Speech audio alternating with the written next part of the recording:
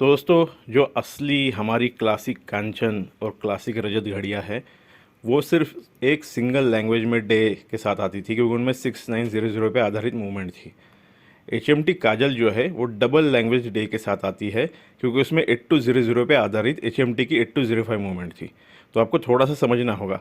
अभी पिछले 10 साल में क्या हुआ है, HMT की डिमांड बहुत बढ़ गई है, इसलिए नकली घड़ियाँ भी आने लगी है। और मुझे अभी कुछ ही समय पहले एक भाई ने कांटेक्ट किया था, सर मेरी घड़ी में जो है नकली मूवमेंट है। और HMT कांचन के बारे में बहुत ज़्यादा हो रहा है कि उनमें नकली मूवमेंट आती है। देखिए, असली कांचन घड़ी जो है ना, उसमें 21 ज्वेल वाली ओरिजिनल मूवमेंट होती है HMT की। वो कैसी दिखती है, इसके लिए मैंने वीडियो बनाए हैं। बहुत सारी घड़ियों के मूवमेंट के वीडियो मेरे चैनल पर उपलब्ध है, आप ज़रूर देखिएगा। अगर आपको एक भी परसेंट शक है ना किसी घड़ी पे, तो उसे लेने से पहले वॉच मेकर से चेक ज़रूर कराइए, क्योंकि पैसा बर्बाद करने का कोई फ़ायदा नहीं है। नकली मूवमेंट टिकती भी नहीं है। Thank you. दोस्तों, रिस्टोरेशन के बारे में एक जो भ्रम है लोगों के दिमाग में कि HMT की तरह हर घड़ी जो है सस्ते में रिस्टोर हो जाती है, तो ऐसा नहीं है। अगर आप घड़ी को रिस्टोर करना चाहते हैं, तो उससे पहले एक बार अपने मार्केट में उस घड़ी की कीमत चेक कीजिए कि वैसी ही रिस्टोर्ड घड़ी कितने में मिल रही है। कई बार क्या हो जाता है, घड़ी को रिस्टोर करने में ज़्यादा खर्चा हो जाता है। एक्चुअल उसकी मार्केट वैल्यू काफ़ी कम होती है, उसकी कीमत बहुत कम होती है। ऐसा बहुत से लोगों के साथ हो चुका है, मेरे साथ भी एक बार हो चुका है। तो मैं आपसे रिक्वेस्ट करूँगा कि पहले आप मार्केट में घूम के थोड़ा चेक कीजिए कि उसकी कीमत एक्चुअली क्या है। दूसरा, अगर आप घड़ी को बेचने के उद्देश्य से रिस्टोर करा रहे हैं कि भाई मैं रिस्टोर कराऊंगा और बेचूंगा, तो हमेशा आपका प्रॉफिट होगा, इसकी कोई गारंटी नहीं है। मैं ये इसलिए क्लियर कर रहा हूँ क्योंकि बहुत सारे लोग जो है सेइको सिटीजन की घड़ियाँ रिस्टोर कराते हैं, कस्टम केस भी डाल देते हैं आफ्टर मार्केट वगैरह, और फिर वो उम्मीद करते हैं उन्हें 8-9 हज़ार 10 हज़ार मिलेगी। तो ऐसा नहीं होता है। 2,500-3,000 4,000 5,000 में बहुत अच्छी ओरिजिनल स्टॉक जो ओरिजिनल घड़ियाँ होती है सेइको सिटीजन मिल जाती है, ऑटोमेटिक घड़ियाँ। तो आपकी घड़ी को तो दोस्तों, एक भाई ने कांटेक्ट किया था, सर मैंने अपनी घड़ी को रेगुलेट करते वक्त गलती से स्टर्ड को हिला दिया है। ऐसे में घड़ी चल तो रही है, लेकिन या तो कभी फास्ट चलती है, कभी स्लो चलती है, परफेक्ट नहीं हो पा रही है। मैं कितना भी रेगुलेट करूँ, पिछले 15 दिन से मैं उसे रेगुलेट करने की कोशिश कर रहा हूँ, लेकिन वो रेगुलेट हो ही नहीं रही है। ऐसे में क्या करें? देखिए, ऐसे में आपको वॉच मेकर पास ही जाना पड़ता है।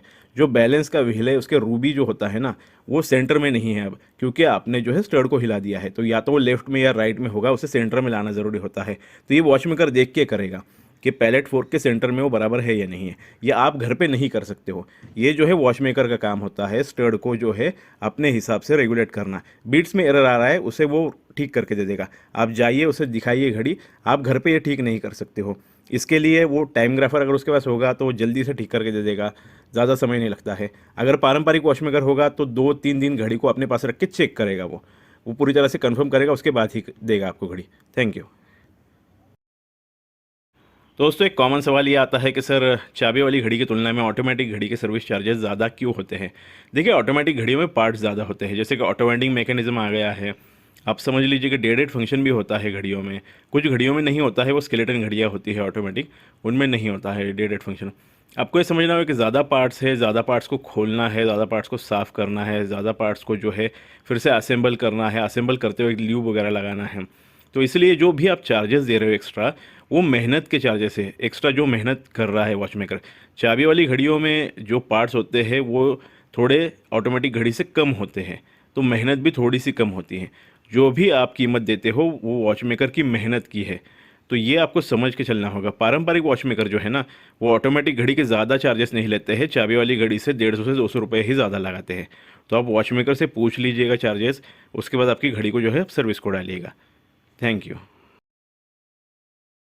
दोस्तों, जो रिको की हमारी सिंगल विंडो वाली घड़ियाँ होती हैं ना, 61 नंबर मूवमेंट, मतलब डे डेट जिनका एक साथ ही होता है एक विंडो में, यहाँ आप देख सकते हो डे की डिस्क या प्लेट और डेट की रिंग, ये मेटल की ही बनी हुई होती है। कुछ लोगों को लगता है प्लास्टिक का होता होगा, तो ऐसा नहीं है। ये मेरे पास स्पेयर है, इसलिए मैं आपको ऐसे ही दिखा रहा हूँ। मुझे बाद में पता चला कि एक्चुअली डोनर मूवमेंट ख़रीदना ज़्यादा सस्ता होता है। पहले मैं पार्ट्स ख़रीदता था रिस्टोरेशन प्रोजेक्ट के लिए, अपने वॉच मेकर के लिए मुझे पार्ट ढूंढ के लाना पड़ते थे, क्योंकि वो आलसी था। यह आप देख सकते हो, ये मेटल की ही है। ये जो है ये सिंगल विंडो वाली जो घड़ियाँ है ना, उनकी है। डबल विंडो जैसे कि 909 मेरा मॉडल है, उसका अलग आता है, उसकी मूवमेंट ही अलग है, वो अलग टाइप की घड़ी है। यह आप देख सकते हो, इस तरीके की घड़ियों में आती है। पुराने वाले इसमें डे के साइड में एक आंकड़ा भी होता था। 70 से पहले की घड़ियों की बात कर रहा हूँ मैं। दोस्तों ये HMT काजल की मूवमेंट आप देख रहे हो कितनी खूबसूरत है। ये एक ही दिशा में मेन स्प्रिंग को वाइंड करती थी, मतलब इसका रोटर जो है ना वो एक ही दिशा में काउंटर क्लॉकवाइज जब घूमेगा ना, उस पर तीर बना हुआ आपको दिख रहा होगा, तभी मेन स्प्रिंग को वाइंड करेगा। हमारी दूसरी जो नॉर्मल घड़ियाँ दिखती है वैसा नहीं था इसमें। और इसमें हिंदी और इंग्लिश का ऑप्शन था डे का, आप देख सकते हो यहाँ हिंदी में आपको डे दिख रहा है, तो ये एक बहुत अच्छी बात थी। और इसमें क्विक सेट का ऑप्शन था, मतलब चाबी से आप डायरेक्ट डे को भी सेट कर सकते थे, डेट तो आप चाबी से ही सेट करते हो, तो ये इसमें एक फ़ायदा था। जबकि आपको पता है कांचन और हमारी रजत जो होती है उसमें डे सेट करने के लिए आपको कांटा पूरी तरह से घुमाना पड़ता है, तो इसमें ऐसा नहीं था, इसमें क्विक सेट का ऑप्शन था, ये एक बहुत अच्छी बात थी।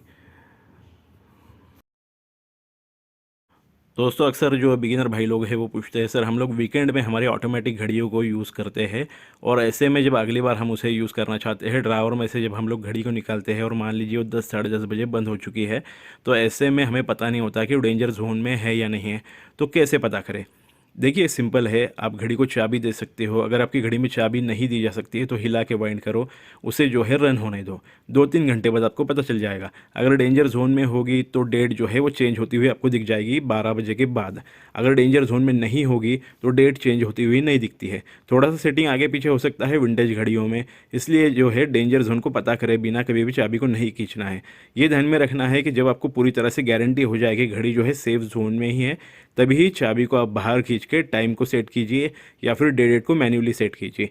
जब आपको पता नहीं है तो ऐसे में कभी भी चाबी को नहीं खींचना है, घड़ी को जो है रन होने देना है, डेंजर जोन से कांटे को पास होने देना है। Thank you. दोस्तों ये जो फैंसी कांटे आते हैं आफ्टर मार्केट, इसके बारे में कुछ लोग पूछते हैं सर ये जो रोलेक्स टाइप दिखने वाले कांटे आते हैं या दूसरे ब्रांड जैसे कांटे आते हैं, क्या हमारी नॉर्मल घड़ी में हम लोग डलवा सकते हैं।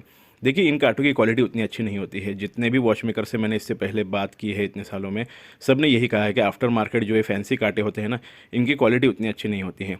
और ये जो कांटे होते हैं इनकी ग्रिप भी जो है आवर के पिनियन पे या कैनन पिनियन पे, मतलब मिनट का जो पिनियन होता है उस पर उतनी अच्छी नहीं होती है। ये अनुभव मैंने भी लिया है। सोना का डायल केस का सेट जब मैंने डलवाया था तो उसमें वही कांटे थे जो आफ्टर मार्केट बन के आए थे।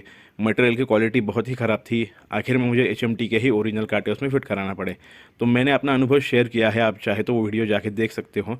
अपने जिम्मेदारी पे कराइए। अगर ल्यूम वाले कांटे ले रहे हो तो ये उम्मीद रखिएगा कि भाई 8-10 दिन भी अगर आप धूप में यूज़ करते हो तो ल्यूम जो है वो फीका पड़ जाएगा, तो ज़्यादा उम्मीद मत रखिएगा। दिखने में सिर्फ अच्छे हैं, मटेरियल की क्वालिटी बहुत ही ख़राब है, हल्का फुल्का झटका लगने पे भी लूज़ हो सकते हैं। Thank you. तो दोस्तों अक्सर जो बिगिनर भाई है वो घड़ी के साइज़ को लेकर कंफ्यूज होते हैं और मुझसे पूछते हैं सर हमारे रिस्ट के हिसाब से कौन सी घड़ी सही रहेगी। तो देखिए ऐसा कोई नियम नहीं है, छोटे साइज़ की घड़ी हो, मीडियम हो या बड़ी घड़ी हो, जो भी आपके हाथ में कंफर्टेबल आपको महसूस हो रही है वही घड़ी आपको लेनी चाहिए। ये आपको ध्यान में रखना है कि ऐसा कुछ भी नियम नहीं होता है कि जिनके हाथ छोटे होते हैं, जिनकी रिस्ट की साइज़ कम होती है, वो बड़ी घड़ी नहीं पहन सकते। ये एक अंधश्रद्धा, ये एक भ्रम है। ये शौक जो होता है ना खुद के लिए किया जाता है, दुनिया को दिखाने के लिए नहीं। तो आपको ये समझना होगा कि अगर आप दुनिया की ज़्यादा परवाह करते हो तो आप हमेशा दुखी रहोगे। आपको ये ध्यान में रखना है कि घड़ी आपके हाथ में कंफर्टेबल है तो आप बिंदास लीजिए, बिना ज़्यादा सोचे आप घड़ी ले सकते हो। कुछ विंटेज घड़ियाँ छोटे साइज़ में भी आती है, कुछ विंटेज घड़ियाँ मीडियम साइज़ में भी आती हैं। आजकल की मॉडर्न घड़ियाँ बहुत बड़े साइज़ में भी आती है जो अच्छी भी लगती है। तो अगर आपको वो पसंद है तो ज़रूर लीजिएगा, ज़्यादा दूसरों की परवाह मत कीजिएगा। रिस्ट के साइज़ के हिसाब से घड़ी लेने का कोई नियम नहीं होता है, आपके हाथ में कंफर्टेबल है या नहीं है बस यही देखिएगा। Thank you. दोस्तों ऑलविन का मेरा वीडियो देखने के बाद कुछ भाइयों ने पूछा है कि सर इनकी जो सर्विस है वो कब करानी चाहिए। तो देखिए चाबी वाली अगर ऑलविन की घड़ी है आपकी तो सेम हमारी HMT की तरह 4 साल में सर्विस कराओ। ऑटोमेटिक घड़ी है तो सेम 3.5 साल में आपको करानी है। और अगर ऑटोमेटिक स्केलेटन घड़ी है जिसमें डेडेड फंक्शन नहीं होता है तो उसकी भी 4 साल में आप सर्विस कर सकते हो। चार्जेस भी सेम ही है, 450 रुपये के आसपास पारंपरिक वॉच मेकर जो है चाबी वाली घड़ी के चार्जेस लेता है, 550 से 650 ऑटोमेटिक घड़ी के लेता है पारंपरिक वॉच मेकर। बड़े सर्विस सेंटर होंगे तो 1500 रुपये से 1800 रुपये के आसपास आप मान के चलिए, हो सकता है ज़्यादा भी हो। तो पहले चेक कीजिएगा कि पारंपरिक कोई सेको का एक्सपर्ट आपके आसपास है या नहीं है, क्योंकि सेको के सर्विस सेंटर में ही इनकी सर्विस हो जाती है। वैसे ही सेको के पारंपरिक जो वॉच मेकर होते हैं उनके पास इनकी सर्विस हो जाती है, तो आपको ज़्यादा टेंशन लेने की ज़रूरत नहीं है। सेको का कोई भी एक्सपर्ट जो होगा वो आपको इन घड़ी की सर्विस आराम से करके दे देगा। Thank you. दोस्तों जो लोग नए हैं, जिन्हें अपने घड़ी के एक्यूरेसी पे थोड़ा शक है, वो लोग बार बार मोबाइल से क्रॉस चेक करते हैं, तो उन लोगों को एक छोटी सी टिप देता हूँ। आप सुबह एक टाइम फिक्स करो, घड़ी को फुल चाबी दो, टाइम सेट करो, उसे लिख के रखो। अपने मोबाइल से जो है दूसरे दिन 24 घंटे बाद चेक करो कि घड़ी जो है कितनी प्लस में है या माइनस है। फिर से उसे चाबी दो। उसके बाद जो है आपको टाइम नहीं सेट करना है, वैसे ही चाबी देके उसे रखना है। दूसरे दिन जो है सुबह आपको फिर से चेक करना है। इससे आपको जो है एक्चुअल रीडिंग मिल जाएगी। 2 दिन चेक कीजिए, उसके बाद आपको पता चलेगा घड़ी जो है कितने मिनट या कितने सेकंड फास्ट है या स्लो है। आप जो है बार बार कुछ घंटे में जब मोबाइल से चेक करते हो ना तो कन्फ्यूजन होगा। इससे अच्छा है मेरा एक वीडियो है स्पेशल, एक्यूरेसी मिरर क्यों आता है, वो भी देख लीजिए। साथ ही मैंने रेगुलेट कैसे करें ये वीडियो बनाया है, वो पूरा देख लीजिए। आपके सारे सवालों के जवाब मिल जाएंगे। आप इस तरीके से हर कुछ घंटे में चेक करोगे तो आपको कुछ भी परफेक्ट नहीं मिलेगा। इसलिए वीडियो देखिए, समझिए। Thank you.